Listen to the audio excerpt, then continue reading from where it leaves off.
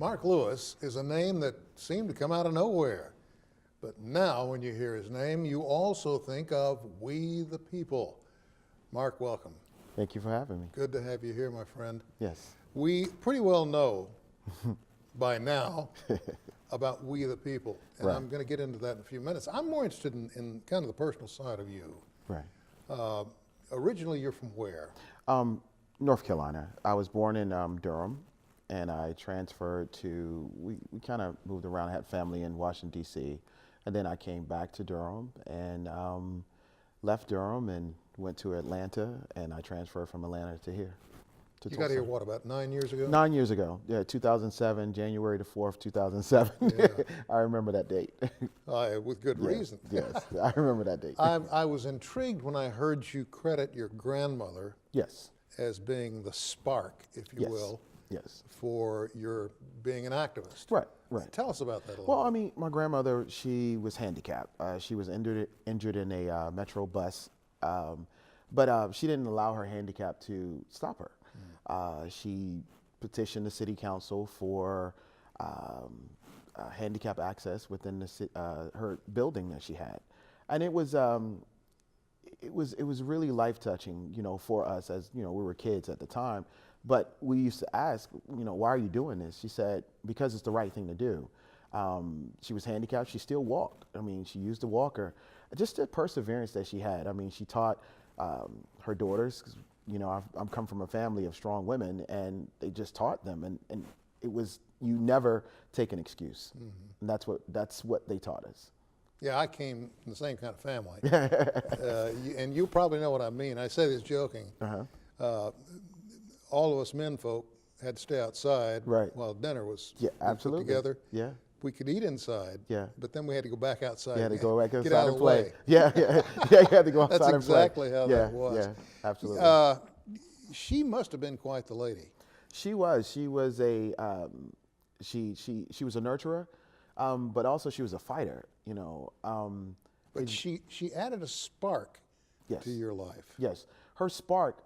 She added the spark to my life because I just saw her never giving up. You know, and she always felt like no matter who was not believing you, you keep going. You just keep going. And even the fact that she was handicapped, she still caught cabs down to the city council meetings, and she spoke up. I mean, she didn't allow her disability to affect her. Different generation. Totally different generation today. Totally Boy, different boy, generation. boy. Sorry, I didn't get to meet her. Yeah. We the People Yes. has been an evolutionary organization, if you will. I would say start so. out with that name. Yes.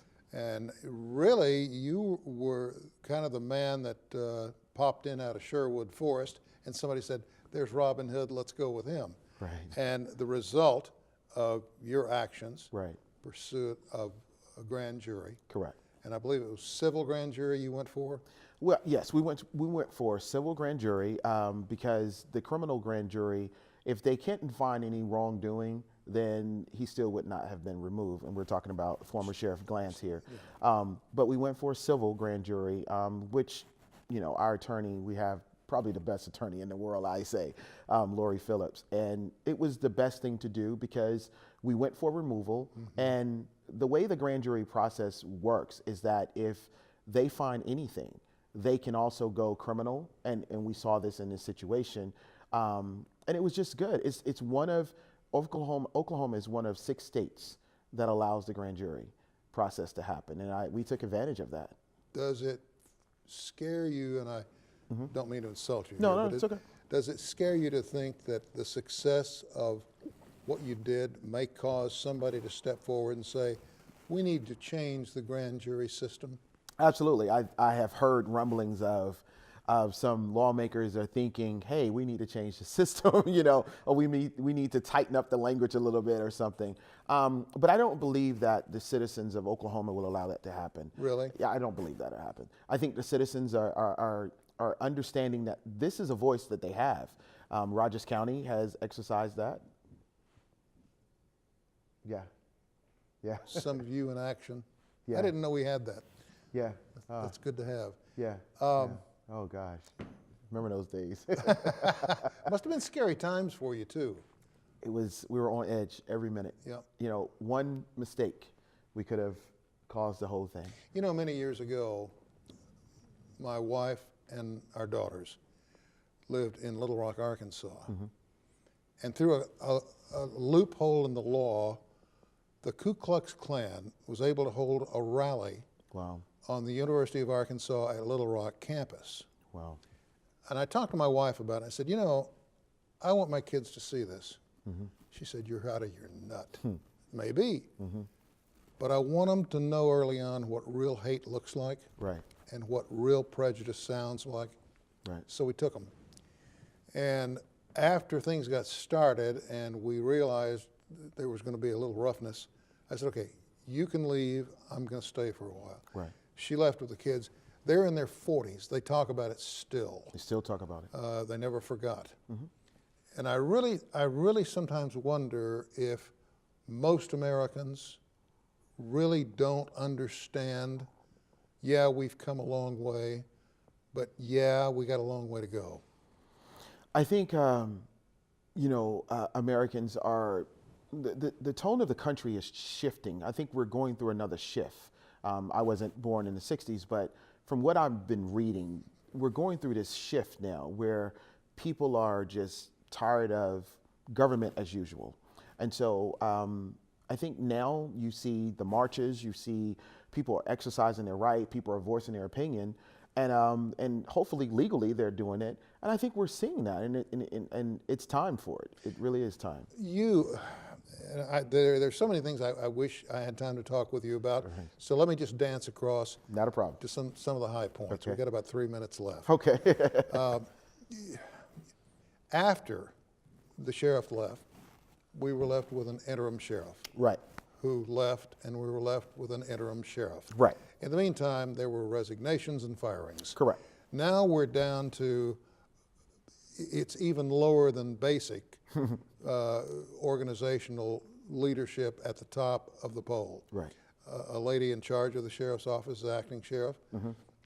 We are missing some top-ranked members that need to be replaced. And yet, when you presented a 5-point program, certainly you must understand that she's not in a position to implement that herself. And she's holding off for the election of the new sheriff, but you went ahead and registered what you think needs to happen. Absolutely. Am I reading that correctly? Well, they were in a position to implement some changes because we presented it to Under Sheriff Weigel at the time. And we still have a tentative meeting coming up. I think I didn't express that well. Had they gone ahead and put those things into place and hired people to fill those slots based on your recommendations, the new sheriff might waltz in and say, they're out of here, I'm going to do it my way. Right. Then you'd be back to square one, would they not? To a degree, but I do believe that all of the candidates have an understanding that they want to come in and work with the community. All right, you still have your attention there, but you are now focused on, as I understand it, a body of water that's a water supply for some town. Am I hearing this correctly, that they found traces of E. coli in? Well, that was outside of Creek County. There was a person who has E. coli in their water, and we're working with the Creek County to kind of get rid of that. All right, let me press my luck with you. Okay. A true activist isn't going to say, okay, I've done that, I'm through. And I suspect you're not the kind to rest on your laurels. We just heard the governor say that she's going to increase the price, or wants to increase the price of school lunches. In Tulsa alone, Right. 70% of the Tulsa school students come to school hungry, and they qualify for free lunches. Correct. Black, white, yellow, brown, any It affects color. everyone. Second, she wants to increase the price of prescription drugs. That's going to slam every older Oklahoman. And again, there's no color barrier here. Are you going to get involved in that?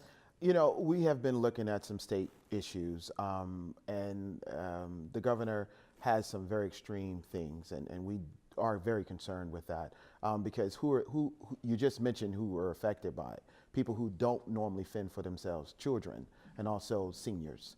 and they're the ones who are going to be suffering from that. So we definitely will look at that.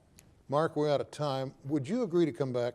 I will. I definitely would agree to come back, and we can talk about some new things that we're working on. Let's do that. Let some time pass, see where you go with this. And I know you've got plans I want to hear about. Yes, definitely. Thank you, my friend, for dropping in. All right. Thank you. Thank you so much. Short break. When we come back, music on the prairie right after this.